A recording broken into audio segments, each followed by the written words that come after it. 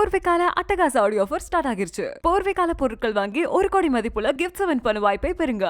தங்கம் விற்று ஃபாஸ்டா பணம் பெற fast money gold 9655796557. Sir cab auto பைக்குன்னா ரெட் டாக்ஸி மட்டும்தான்.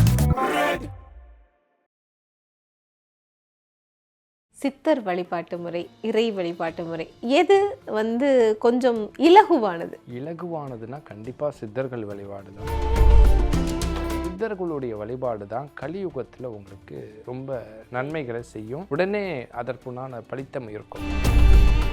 சில சித்தர்கள் சமாதியான இடம், சில சித்தர்கள் தியானம் பண்ண இடம், இன்னுமே சொல்ல போனோம்னா சித்தர்கள் தன்னுடைய ஞானம் பெற்ற இடத்தை கூட நம்ம இன்னைக்கு வணங்குறோம்.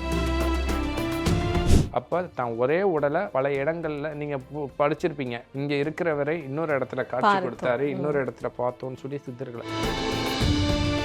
கடுகை விட சிறிய மண் அளவு இருந்தால் கூட அந்த மண் அளவு இருக்கக்கூடிய அந்த சித்தர்களுடைய ஆற்றல் பல ஆயிரம் மனிதர்களுடைய பிரார்த்தனையை நிறைவேற்றி கொடுக்கும். சித்தர்களில் முதல் தோன்றினதர் நவநாதர்கள்னு சொல்லுவாங்க. அதில் ஒருத்தர் தான் அனாதிநாதர். ஆதிநாதர், அனாதிநாதர், மச்சேந்திரநாதர், அது மாதிரி நவநாதர்கள் இருந்தாங்க. அந்த ஆதிநாதர் தான் ஆதி யோகி. அதாவது எதிர்காலத்தில் என்ன மாதிரி நோய்கள் வரும்னு பல ஆயிரம் ஆண்டுகளுக்கு முன்னாடியே சித்தர்கள் சோடிகளில் எழுதி வச்சுட்டாங்க. இப்போ போகர் என்ன செஞ்சாரு? கடுமையான விஷத்தை, பாஷாணத்தை சுத்தி பண்ணி விஷத்தை முறிச்சு முருகன் சிலையா செஞ்சாரு. அந்த முருகன் சிலையில பஞ்சாமிர்த பால் அபிஷேகம் பண்ணி அதை சாப்பிட்றவங்களுக்கு எப்பேற்பட்ட நோயும் குணமாகும். அதுலேயும் ஒரு சூட்சமா என்ன வச்சிருக்காரு பாருங்க. நிறைய பேர் இங்கே காயங்களாலும் நோய்களாலும் மனுஷங்களுக்கு வந்ததுன்னா ஏதோ செஞ்சிடலாம். ஆனால் ஆடு மாடுகளுக்கெல்லாம் வந்துச்சுன்னா அதை காப்பாற்றுறதுக்கு வழி இல்லாமல் இருக்குது. அப்படிங்கும்போது போகர் அந்த மருத்துவ குறிப்புகளை இடைக்காடருக்கு கொடுக்குறாரு.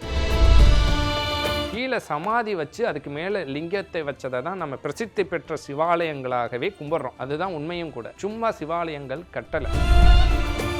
இடைக்காடாருடைய ஜீவ சமாதி ஆல்ரெடி வெளியே வர ஆரம்பிச்சிடுத்து. கண்டிப்பாக எல்லாருக்கும் தெரியும்படி ஆகும். சுவாமியுடைய சன்னிதானத்திற்கு ஐபிசி பக்தி நேயர்களுக்கு இனிமையான இந்நேரத்து வணக்கங்கள். இன்று நம்மோடு தவத்திரு அறம்மிகு அடிகளார் ஐயா அவர்கள் இணைஞ்சிருக்காங்க. நிறைய விஷயங்கள் ஐயா கிட்ட கேட்டு தெரிஞ்சுக்கலாம். ஐயா வணக்கம். வணக்கம். சித்தர் வழிபாட்டு முறை, இறை வழிபாட்டு முறை, அநேகமாக இப்போ நாங்கள் நிறைய மக்களை பார்க்கும்போது நிறைய சித்தர்களோட ஜீவ சமாதி வழிபாட்டு முறையில் இருக்கிறத நம்மளால் பார்க்க முடியுது. இந்த ரெண்டுக்கும் இடையிலான வித்தியாசம் என்ன? எது கொஞ்சம் இலகுவானது? இலகுவானதுன்னா கண்டிப்பாக சித்தர்கள் வழிபாடு தான். ஏன் அப்படிங்கும்போது இறை வழிபாட்டுக்கு நிறைய நமக்கு சாஸ்திரம், சம்பிரதாயம், இதை செய்யணும், அதை செய்யணும், இப்படி விளக்கு போடுங்க, அப்படி விளக்கு போடுங்க, இந்த ஹோமம் பண்ணுங்க, அந்த பரிகாரம் பண்ணுங்கன்னு நிறைய இருக்குது. ஆனால் சித்தர்கள் வழிபாட்டில் இது எதுவுமே கிடையாது. யாகம் இல்லை, பூஜை இல்லை, எதுவுமே சாஸ்திரம் இல்லை, சம்பிரதாயம் இல்லை. அப்போ எது இலகுவானது உங்களுக்கு? சித்தர்களுடைய வழிபாடு. ரெண்டாவது ஒரு விஷயம் அப்படிங்கும்போது இறை வழிபாட்டை காட்டிலும் சித்தர்களுடைய வழிபாடு தான் கலியுகத்தில் உங்களுக்கு ரொம்ப நன்மைகளை செய்யும். உடனே அதற்குண்டான பலித்தம் இருக்கும். அதாவது சமாதி, ஜீவ சமாதி, சஞ்சீவினி சமாதி, விகற்ப சமாதி, நிர்விகல்ப சமாதி, அதே போல் சமாதி இல்லாமல் அந்த உடலை ஜோதி நிலையில் மாற்றினது. இது மாதிரி சித்தர்கள் தன் உடலை பல விதங்களாக இந்த பிரபஞ்சத்தோடு இணைச்சிருக்காங்க. சில சித்தர்கள் சமாதியான இடம், சில சித்தர்கள் தியானம் பண்ண இடம், இன்னுமே சொல்ல போனோம்னா சித்தர்கள் தன்னுடைய ஞானம் பெற்ற இடத்தை கூட நம்ம இன்றைக்கி வணங்குகிறோம். அந்த இடத்துல நம்ம வணங்கி தியானம் பண்ணும்போது நமக்கு அற்புதமான ஆற்றல் மட்டும் இல்லாமல் நம்ம என்ன கேட்குறோமோ அது கிடைக்குது. இன்னும் சில பேர் கேட்பாங்க, சித்தர் இவர் அகத்தியர் ஒருத்தர் தானே, நிறைய அகத்தியர்களுக்கு கோயில் இருக்கே, நிறைய ஜீவ சமாதிகள் இருக்கு, ஒரு சித்தருக்கே 3-4 இடத்துல ஜீவ சமாதி இருக்கு அப்படின்னு. சித்தர்கள் நிறைய பரப்பிரவேசம்னு சொல்லுவாங்க, நவகண்ட யோகம்னு சொல்லுவாங்க. இது மாதிரி பல சித்தர்கள் பல சித்துக்களை செஞ்சவங்க. ஒரு இடத்துலையே இருந்துட்டு தன் உடலை பல இடங்களுக்கு பிரிக்கக்கூடிய இதுவும் சித்தர்களால் முடியும். அப்போ தான் ஒரே உடலை பல இடங்களில் நீங்கள் படிச்சிருப்பீங்க. இங்கே இருக்கிறவரை இன்னொரு இடத்துல காட்சி கொடுத்தாரு, இன்னொரு இடத்துல பார்த்தோன்னு சொல்லி சித்தர்களை. அப்போ அந்த பார்க்குறாங்கங்கும்போது தன் உடலை பல வடிவங்கள் எடுப்பாங்க. அதாவது ஒருத்தரே 4-5 இடத்துக்கு போக முடியுங்கும்போது அந்த 4-5 இடத்துல ஏன் அவங்களால சமாதியை அமைச்சிருக்க முடியாது சொல்லுங்க? அது மட்டும் இல்லாது ஒரு செல்லில் பல லட்சம் அணுக்கள் உங்களுக்கு இருக்குது. அப்போ உடம்புல எத்தனை ஆயிரம் செல்கள், எத்தனை லட்சம் செல்கள் இருக்குது, ட்ரில்லியனில் இருக்குது. அப்போ ஒவ்வொரு செல்கள்லையுமே அந்த சித்தர்களுடைய ஆற்றல் இருக்கும். அவங்க உலகம் முழுக்க, பிரபஞ்சம் முழுக்க நிறைஞ்சிருவாங்க. சமாதினா அந்த இடத்துல அப்படியே அமைதியாக உட்கார்றதோ மண்ணுக்கோ இதாகிறதெல்லாம் கிடையாது. அவர்கள் இந்த காற்றோட பிரபஞ்சத்தோடு இணையும் போது நீங்கள் எப்போது நினைக்கிறீர்களோ நினைத்த பொழுது அவர் அந்த இடத்துல நிற்பாங்க. அது எத்தனாயிரம் பேர், எத்தனை லட்சம் பேர் நினச்சாலும் சரி, அவர்களுடைய ஆற்றல் கடுகை விட சிறிய மண் அளவு இருந்தால் கூட அந்த மண் அளவு இருக்கக்கூடிய அந்த சித்தர்களுடைய ஆற்றல் பல ஆயிரம் மனிதர்களுடைய பிரார்த்தனையை நிறைவேற்றி கொடுக்கும். நம்ம சித்தர்கள் அப்படின்னு சொல்கிறப்போ பொதுவாகவே 18 சித்தர்கள் பற்றி தான் அதிகமாக பேசுகிறோம். அந்த 18 அப்படிங்கிறது என்ன கணக்குங்க ஐயா? 18 அப்படிங்கிறது நிலைகளை குறிக்கக்கூடியது தான். ஆனால் சித்தர்கள் நவகோடி சித்தர்கள், எண்கோடி சித்தர்கள்லாம் இருக்காங்க. என்னுடைய குருவை பற்றி நான் ஏற்கனவே பல இடங்களில் சொல்லியிருப்பேன், அனாதிநாதர்னு. சித்தர்களில் முதல் தோன்றினதர் நவநாதர்கள்னு சொல்லுவாங்க. அதில் ஒருத்தர் தான் அனாதிநாதர். ஆதிநாதர், அனாதிநாதர், மச்சேந்திரநாதர், அது மாதிரி நவநாதர்கள் இருந்தாங்க. அந்த ஆதிநாதர் தான் ஆதி யோகி, அதாவது சிவனுடைய அம்சம். அப்போ இந்த சிவன்கிறது நம்ம நினைக்கிற மாதிரி கிடையாது. அவருக்கு ரூபம் இல்லாதவர். ஏன்னா இந்த உலகங்கிறது இந்த பூமியை மட்டும் நம்ம நினைக்கிறோம். இது மாதிரி பல்லாயிரக்கணக்கான லட்சக்கணக்கான கிரகங்கள் இருக்குது. ஏன்னா இந்த அண்டவெளிங்கிறது கடலை விட பெருசு. அப்போ அவங்க இந்த கடவுள், நம்ம கும்பிட்ற இறைவன் இந்த பூமியை மட்டும்தான் பாதுகாக்கிறான்னா கிடையாது, இந்த பிரபஞ்சம் முழுக்க அவங்க பாதுகாக்கிறாங்க. அப்போ இந்த பிரபஞ்சம் முழுக்க பாதுகாக்கக்கூடிய ஒரு சுவாமியை எப்படி நம்ம ஒரு சின்ன ஒரு விஷயத்துக்குள்ளே அடைச்சிட முடியும்? அப்போ அந்த பிரபஞ்சம், அந்த பரமானந்தம் தான் உங்களுக்கு நம்ம சிவமாக கும்பிட்றோம். ஏன்னா எல்லையற்ற ஒரு சக்தி அது. அந்த சக்தி இங்கு மனிதர்களுக்காக நவநாதர்களாக வராங்க.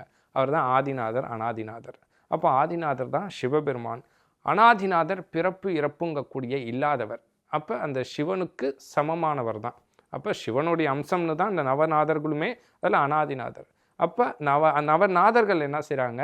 நவ சித்தர்களை உருவாக்குறாங்க. அப்போ அந்த நவ சித்தர்கள் தான் சித்தர்களுடைய வம்சத்தை ஆரம்பிக்கிறாங்க. அதுக்கப்புறம் வந்தவங்க தான் இந்த 18 சித்தர்கள். நம்ம 18 சித்தர்கள் அப்படிங்கும்போது 18 நிலைகள்: யோகம், மருத்துவம், ஞானம், தவம், ஜோதிடம், அது மாதிரி கொக்கோகம், இது மாதிரியான பல சாஸ்திரங்கள்லாம் இருக்கும். சாஸ்திரங்கள்னால் நீங்கள் இது மாதிரி எடுத்துக்க வேண்டியதில்லை, நூல்களாக கொடுத்தாங்க நமக்கு. ஒரு மனிதனுக்கு எந்த மாதிரியான நோய்கள் வரும், அவன் உடம்புல இருக்கக்கூடிய 72,000 நரம்புகள் எப்படி, அவங்களுடைய இருதயம் எப்படிங்கக்கூடிய மருத்துவத்தை கண்டறிந்து இந்த உடல் நலத்தில் ஏற்படக்கூடிய நோய்கள், எதிர்காலத்தில் என்ன மாதிரி நோய்கள் வரும்னு பல ஆயிரம் ஆண்டுகளுக்கு முன்னாடியே சித்தர்கள் சோடிகளில் எழுதி வச்சுட்டாங்க. அப்போ அந்த மாதிரியான நோய்கள் வரும்போது என்ன மாதிரியான மருத்துவ முறைகளை எடுக்கணுங்கிறதையும் எழுதி வச்சுட்டாங்க. நம்ம இன்றைக்கி நினைக்கிறோம் விஞ்ஞானம், சேட்டலைட்டு, ராக்கெட்டுன்னு, இதையும் பல ஆயிரம் ஆண்டுகளுக்கு முன்னாடியே சித்தர்கள் கண்டுபிடிச்சி எழுதி வச்சுட்டு போயிட்டாங்க. அது நம்ம படித்து அதை நம்ம அடுத்த நிலைக்கு கொண்டுட்டு போகிறோமே தவிர நம்ம கண்டுபிடிக்கல. எல்லாமே நம்மளுடைய முன்னோடிகளும் சித்தர்களும் கண்டுபிடிச்சாங்க. அதே போல் மருத்துவ சாஸ்திரமும் விஞ்ஞான சாஸ்திரம், இது மாதிரி ஒவ்வொரு விஷயங்களையுமே எழுதி வச்சவங்க சித்தர்கள். இது மாதிரி மனிதனுடைய வாழ்க்கைக்கு அந்த 18 நிலைகளை அந்த சித்தர்கள் கொடுத்தாங்க. கல்வியாகவும் நூலாகவும் சுவடிகளாகவும் கொடுத்தவர்கள் சித்தர்கள். அப்போ போகர் என்ன செஞ்சார்? கடுமையான விஷத்தை, பாஷாணத்தை சுத்தி பண்ணி விஷத்தை முறித்து முருகன் சிலையாக செஞ்சார். அந்த முருகன் சிலையில் பஞ்சாமிர்த பால் அபிஷேகம் பண்ணி அதை சாப்பிட்றவங்களுக்கு எப்பேற்பட்ட நோயும் குணமாகும். அதுலேயும் ஒரு சூட்சமாக என்ன வச்சுருக்காரு பாருங்க, பஞ்சாமிர்தம். நீங்கள் வேறு எதை விட அந்த பஞ்சாமிர்தத்தை சாப்பிட்டா தான் அந்த நோய். அப்போ சத்ரு மித்ருன்னு சொல்லுவாங்க. ஒன்றிற்கு ஒன்று எதிரி, பகை, நட்புன்னு இருக்குது. அப்போ எந்த பொருளோட எதை சேர்க்கணுங்கக்கூடிய கலைகளை பற்றி நீங்களோ நானோ இன்றைக்கி ஆராய்ச்சி பண்ண இந்த ஆயில் போதுமா? அப்போ அவங்க என்ன செய்கிறாங்க? இதெல்லாம் கண்டுபிடிச்சி கொடுத்தவர்கள் அந்த 18 சித்தர்கள். அவங்கள நம்ம இன்றைக்கி விஞ்ஞானிகள்ங்கிற மாதிரி அவங்க ஆதி விஞ்ஞானிகள். அவங்களுடைய ஞானத்திற்கும் அவர்களுடைய ஆற்றலுக்கும் சிந்தனைக்கும் பல விஷயங்களை அவங்களால உருவாக்கி வச்சுட்டு போயிட்டாங்க. அதை தான் இன்றைக்கி நம்ம அனுபவிச்சுக்கிட்டு இருக்கோம். அப்போ அந்த 18 நிலைகளை தான் நம்ம 18 சித்தர்களாக முக்கியமாக வச்சுக்கிட்டோம். ஆனால் எண்கோடி சித்தர்கள் இருக்காங்க, கோடிக்கணக்கான சித்தர்கள் இருக்காங்க.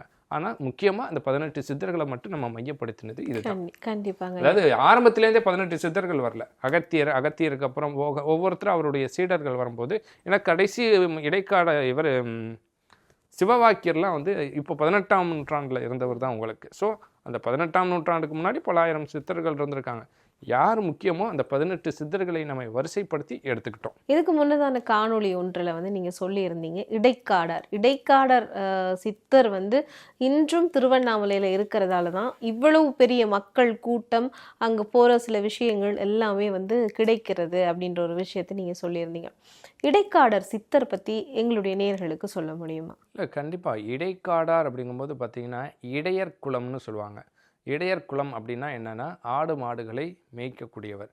ஆனால் உண்மையை சொல்லப்போனால் கிருஷ்ணனுடைய அம்சம் தான் இடைக்காடார். அது நிறைய பேருக்கு தெரியாது. அந்த இடையர் குலம் அப்படிங்கும்போது அந்த குலத்திலிருந்து வந்தவர் தான் ஆடு மாடுகளை மேய்த்தவர். அவருடைய இயற்பெயர் இடைக்காடார். இந்த இடத்துல எனக்கு ஒன்றும் கனெக்ட் ஆகுதுங்க. என்ன அப்படின்னா, நம்ம கிருஷ்ணரையும் இதே போல் ஆடு மாடுகளோடு வந்து நம்ம சேர்த்து பேசுகிறோம். இப்போ நீங்கள் இடைக்காடர் பற்றியும் சொல்லும்போது எனக்கு ஜீசஸ் வந்து இந்த இடத்துல கனெக்ட் ஆகுறாரு. கண்டிப்பாக. எல்லாமே வந்து மகான்கள் தானே. நம்ம மதமாக பார்த்தாலுமே அவர்கள் மதமாக பார்க்கல, மக்களுக்கு தொண்டு செய்வதற்கு தான் இங்கே வந்தாங்க. நீங்கள் இவருன்னு இல்லை, நீங்கள் வந்து குரானில் வந்து நபிகள் நாயகம் இருப்பார். அவர்கிட்ட வந்து நீங்கள் எப்படி இறை தூதர்னு சொல்கிறீங்கன்னு கேட்குறாங்க. அந்த குரானில் கேட்கும்போது இதற்கு முன்னாடி வந்து இறை அடியார்கள், அதாவது இறை தூதர்கள் எல்லாமே ஆடு மாடு மேய்த்து தான் மக்களுக்காக பல அற்புதங்களை நிகழ்த்தியிருக்காருன்னு தான் அவர் குரானில் நபிகள் நாயகமுமே சொல்கிறாரு.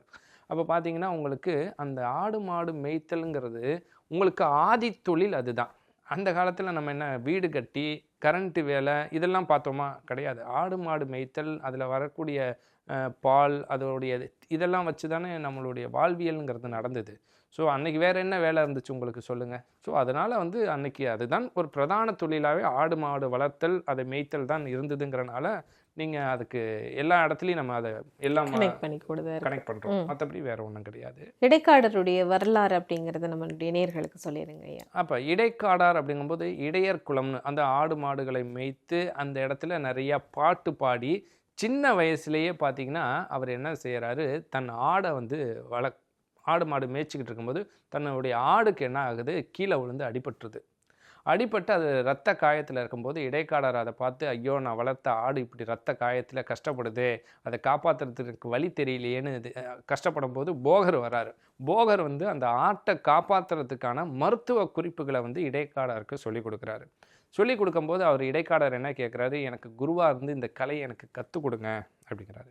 ஏன் அப்படிங்கும்போது நிறைய பேர் இங்கே வந்து காயங்களாலும் நோய்களாலும் மனுஷங்களுக்கு வந்ததுன்னா ஏதோ செஞ்சிடலாம், ஆனால் ஆடு மாடுகளுக்கெல்லாம் வந்துச்சுன்னா அதை காப்பாற்றுறதுக்கு வழி இல்லாமல் இருக்குது. அப்படிங்கும்போது போகர் வந்து அந்த மருத்துவ குறிப்புகளை இடைக்காடருக்கு கொடுக்குறாரு.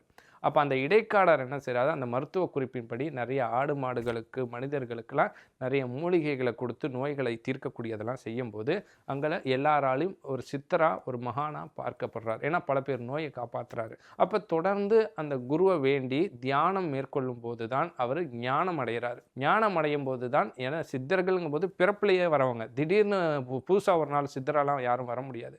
அப்போ அந்த இடைக்காடர் என்ன செய்கிறாரு, தியானம் யோக பயிற்சிகள்லாம் செய்து இந்த பிரபஞ்சத்தோட சித்தர்களுடைய இணைஞ்சு பல அற்புதங்களை செய்கிறாரு.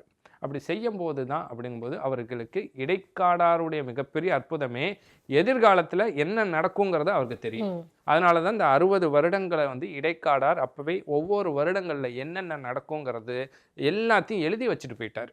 அதை வச்சு தான் சகாதேவன் ஜாதகம், ஜோதிடம், பஞ்சாங்கம்லாம் அதை அவர் எழுதி வச்சதின் அடிப்படையில் தான் இன்றைக்கி இருக்குது. அப்போ அந்த கோள்கள் பற்றி, இந்த 60 வருடங்களை பற்றி, ஒவ்வொரு வருடங்கள்லையுமே இப்போ பராபவ வருடம்னு வைங்க, இந்த வருடத்தில் வெயிலை விட மழை அதிகமாக இருக்கும், விவசாயம் எப்படி இருக்குங்கிறதெல்லாம் அவர் அப்போவே எழுதி வச்சுட்டு போயிட்டார். நம்ம சொல்கிறோம் மாயன் கேலண்டர்ஸு, எங்கெங்கெல்லாமோ எவ்வளோ நாஸ்ட்ரோடாமஸ், ஸோ அவங்க எழுதி வச்சதெல்லாம் பற்றி பேசுகிறோம். அவங்கள எழுதி வச்சதெல்லாம் பற்றி பேசுகிறோம். நம்ம சித்தர்களே இங்கே எவ்வளவோ விஷயங்களை சொல்லி வச்சுட்டு எழுதி வச்சுட்டு பேசுகிறாங்க. என்றைக்குமே பக்கத்தில் இருக்கக்கூடிய பிள்ளையார் கண்ணுக்கு தெரிய மாட்டார், தூரத்தில் இருக்கக்கூடிய பிள்ளையார் தான் கண்ணுக்கு தெரியவார்னு சொல்லுவாங்க.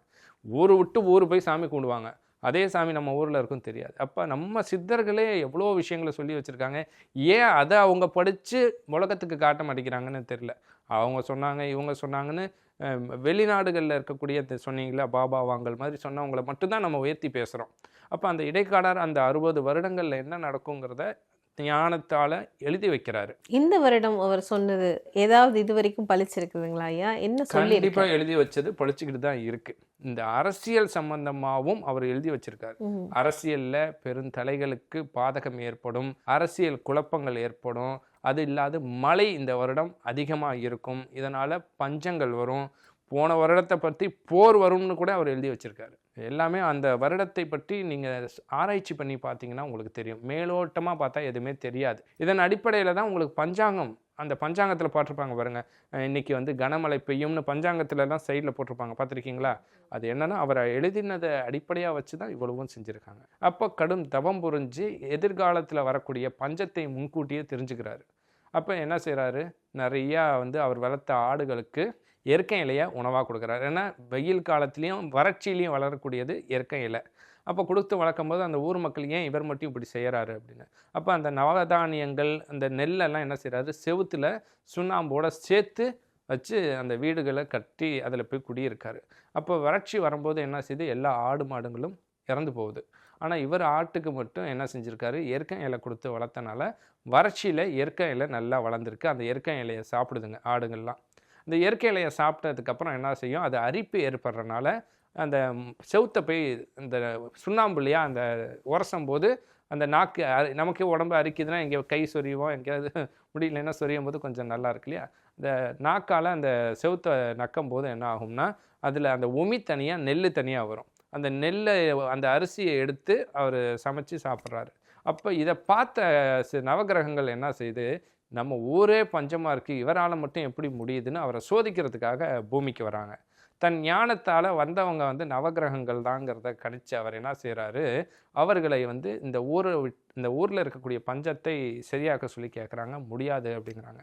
அப்போ அதுக்கு என்ன செய்யலாம் அப்படிங்கும்போது அவர் அந்த இயற்கை இலைக்கு ஒரு மயக்கத்தை உண்டு பண்ணக்கூடிய தன்மை இருக்குது. அப்போ அவர் உணவு சமைக்கும் போது அந்த இயற்கை இலையில் கொஞ்சம் அந்த மயக்கத்தை உண்டாக்கக்கூடியதை சமைச்சு அவங்களுக்கு கொடுக்குறாரு. நவகிரகங்கள் சாப்பிட்டோன்னா ஒரு மயக்கத்தில் இருக்கும்போது எந்த கிரகங்கள் எந்த திசை பார்த்து இருந்தால் இந்த பூமிக்கு நல்லது, மக்களுக்கு நல்லதுங்கிறத தெரிஞ்ச இடைக்காடார் அவர்களை அந்தந்த திசையில் உட்கார வைக்கிறாரு. கண்ணு முழிச்சு பார்த்தா ஒரே மழை வெள்ளம் வந்து ஒரே பசுமையாக இருக்குது. அப்போ நவகிரகங்கள் கேட்குது, எப்படி இதை செஞ்சேன்னு. நீங்கள் நினைக்கிறீங்க தன்னை உயர்ந்தவரா, நான் நினைக்கிறேன் என்னுடைய குருவை உயர்ந்தவரா. மக்களுக்கும் அடுத்தவர்களுக்கும் சேவை செய்யக்கூடிய மனம் வரும்போது கிரகங்களும் எதுவும் செய்ய முடியாதுன்னு நவகிரகங்களுக்கே அவர் சொல்கிறாரு. ஏன்னா நான் எனக்காக எதுவும் செய்யலை, நான் மக்களுக்காகவும் பசி பஞ்சத்தை நீக்குவதற்காக யோசித்தேன், அதனால் உங்களையும் வெல்லக்கூடிய சக்தி எனக்கு கிடச்சிதுன்னு அந்த அந்த பஞ்சத்தை போக்குறாரு. அதுக்கப்புறம் தான் இந்த நவகிரக வழிபாடுகளே உங்களுக்கு வர ஆரம்பிச்சுது. அந்த வருடங்கள் நவகிரகங்கள் எந்த கிரகங்களுக்கு என்ன செய்யணுங்கக்கூடிய அனைத்தையுமே இடைக்காடர் தான் உருவாக்கி வச்சுட்டு போயிருக்கு. கண்டிப்பாக. இப்போ இடைக்காடர் திருவண்ணாமலை இந்த சம்பந்தம் எப்படி ஏற்படுது, அதுக்கான வரலாறுகளை சொல்ல முடியுங்களா ஐயா? இல்லை, திருவண்ணாமலைங்கிறது 4 யுகங்களாகவே இருக்குது. கலியுகத்தில் தான் கல்மலையாக இருக்குது. ஏன்னா ஆரம்பத்தில் நெருப்பு மலை தங்கமலைன்னு, ஏன்னா இப்போ வந்து உண்மையாக தானே கல்லை கூட நம்ம விட்டு வைக்கிறது கிடையாது, கல்லை மண்ணை எதை தான் நம்ம விட்டு வச்சோம். அப்போ அந்த இடைக்காடார் வந்து மகாபாரதத்துக்கும் இடைக்காடாருக்குமே ஒரு சம்பந்தம் இருக்குது. அது வந்து நிறைய பேருக்கு தெரியாது. இடைக்காடார் மகாபாரதத்திலேயே அந்த வாழ்ந்த அந்த ஒரு காலத்தை சேர்ந்தவர் தான். அதற்கப்புறம் அடுத்த ஒரு அம்சம், ஏன்னா எடுத்தோடனே வந்து யாருமே இல்லை மகானாவோ ஞானியாவோ சித்தராவோ பிறக்கிறதில்ல, பல பிறவிகள் எடுத்து தான் அந்த நிலை அடைகிறாங்க. அது நமக்கு மட்டும் இல்லை, அவங்களுக்குமே உரித்தான ஒரு விஷயம்தான். அப்போ இடைக்காடர் வந்து மகாபாரதத்தோட தொடர்புடையவர். அவர் பார்த்திங்கன்னா கிருஷ்ணனுடைய பரம பக்தர். அப்போ இடைக்காடர் என்ன செய்கிறாரு, என்ன தான் தியான யோகம் பண்ணாலும் பெருமாள் அதை கிருஷ்ணரை தான் ஆத்மார்த்தமாக அவர் வணங்குறாரு, பிரார்த்தனை பண்ணிக்கிறாரு. திருவண்ணாமலைக்கும் உங்களுக்கு கிருஷ்ணருக்குமே சம்பந்தம் இருக்குது. இப்போ என்னோட அடுத்த கேள்வி அதாவது தான் இருந்துச்சு. அதாவது திருவண்ணாமலையில் இருக்கிற இடைக்காடர் கிருஷ்ணரை வணங்கினார் அப்படின்றீங்களே, அங்கே வந்து சிவன் தானே இருக்கார் மலையா? சிவன் அப்படிங்கிறதுடைய அம்சம் என்னங்கிறதை நீங்கள் நிறைய புரிஞ்சுக்கிறது இல்லை. பொதுவாகவே சிவலிங்கம் எங்கே வைப்பாங்க அப்படின்னா சமாதிக்கு மேலே தான் சிவலிங்கம் வைப்பாங்க. ஆதி காலத்தில் இருந்த எல்லா சிவாலயங்களுக்கும் கீழே 90 விழுக்காடு சித்தர்களுடைய சமாதி இருக்குது. கீழே சமாதி வச்சு அதுக்கு மேலே லிங்கத்தை வச்சதை தான் நம்ம பிரசித்தி பெற்ற சிவாலயங்களாகவே கும்பிட்றோம். அதுதான் உண்மையும் கூட. சும்மா சிவாலயங்கள் கட்டலை. தஞ்சாவூரில் கரூரார் மாதிரி ஒவ்வொரு இடத்துலையும் ஒவ்வொரு சித்தர்களுடைய சமாதி இருக்குது. அதனால தான் அந்த சிவாலயங்களில் அவ்வளோ பிரசித்தி பெற்று போகுது. அப்போ அந்த கிருஷ்ண பரமாத்மாவுக்கும் திருவண்ணாமலைக்கும் என்ன சம்மந்தம்னா, கிருஷ்ணருக்கு ஞானம் அருளிய இடமும் திருவண்ணாமலை தான். இது வந்து புராணங்களில் இல்லை, ஆனால் இது வந்து ஒரு உண்மை நிகழ்வு. அப்போ வந்து எப்படி ராமர் வந்து இங்கே ராமேஸ்வரம் வந்து தன்னுடைய அப்பாவுக்காக தேவிப்பட்டினத்தில் வந்து உங்களுக்கு இது பண்ணும்போது அவருடைய தோஷம் விலகுதோ, அங்கேருந்து வரும்போது அவங்க அப்பா இறந்து போயிடுறாரு, இது பண்ணுறாங்க. இதுக்கப்புறமும் ஒரு கதை இருக்குது. எங்கே அப்படின்னா வந்து பீகாரில் இருக்கிற கயா. பெண்கள் வந்து மற்ற இடங்களில் வந்து தர்ப்பணம் பண்ணக்கூடாது, கயாவில் பண்ணலாம். அதுக்கு ஒரு கதை இருக்குது. அதே போல் கிருஷ்ண பரமாத்மா வந்து கடும் குழப்பத்தில் இருக்கும்போது அவங்களுடைய இவங்க சாபம் விட்டுருவாங்க. உன் கண் முன்னாடியே உன்னுடைய துவாரக கடலுக்குள்ளே போயிடும், நீ உன் கண்ணு முன்னாடியே உன் குலம் அழியும், நீயும் ஒரு வேடனால் அம்பு விட்டு நீ மரணம் அடைவாய்ங்கும்போது என்ன செய்யணுங்கும்போது நேராக அப்போ திருவண்ணாமலைக்கு வந்து தான் அவர் தியானம் பண்ணுறாரு. தியானம் பண்ண இடத்துல தான், அதனால தான் இடைக்காடர் அங்கே வந்து சமாதி ஆனார். அவருடைய குறிப்பில் நான் நிறைய ஆராய்ச்சி பண்ணியிருக்கேன். ஏன்னா நிறைய பேர் கேட்பாங்க கமெண்டில், இது எப்படி அது எப்படி சாத்தியம்னு. கற்றது கையளவு கல்லாதது உலகளவு. ஒவ்வொருத்தரையும் அந்த புத்தகங்களை படிக்கிறது மட்டும் இல்லாத அதோட வரலாறுகளையும் ஒப்பிட்டு நீங்கள் ஆராய்ச்சி பண்ணி பார்த்தீங்கன்னா இதுக்கு உண்டான சான்றுகள் நிறைய கிடைக்கும். என்கிட்ட அதற்கு உண்டான சான்றுகள் இருக்குது. இந்த அங்கே போகும்போது ஒருத்தர் இடிப்பார் இருப்பா அப்படின்ட்டு சாமியை பார்த்துட்டு போயிடுறோம். அப்போ உடல் ரீதியாக உள்ள ரீதியாக ஆத்மார்த்தமாக அங்கே இறைவனோட நம்ம கனெக்ட் ஆகிறதில்ல. ஸோ எப்போ அந்த கனெக்டிவிட்டி வருதோ கண்டிப்பாக அந்த இடத்துக்குண்டான தன்மைகள் வெளிவரும். அதனால் இடைக்காடாருடைய ஜீவ சமாதி ஆல்ரெடி வெளியே ஆரம்பிச்சிடுத்து, கண்டிப்பாக எல்லாருக்கும் தெரியும்படி ஆகும். சுவாமியுடைய சன்னிதானத்திற்கு பின்னாடி இருக்குது. கொடியோனே முருகா நீயும் வர வேணும், எம்மை தேடி வர வேணும், முருகா வரம் தர வேணும். கொடியோனே முருகா நீயும் வர வேணும், எம்மை தேடி வர வேணும், முருகா வரம் தர வேணும். போர்வைக்கால அட்டகாச ஆடியோ ஆஃபர் ஸ்டார்ட் ஆகிருச்சு. போர்வைக்கால பொருட்கள் வாங்கி 1 கோடி மதிப்புள்ள கிஃப்ட்ஸ் வின் பண்ண வாய்ப்பை பெறுங்க. தங்கம் விற்று ஃபாஸ்டா பணம் பெற fast money gold 9655799557. Sir cab auto பைக்குன்னா ரெட் டாக்ஸி மட்டும்தான்.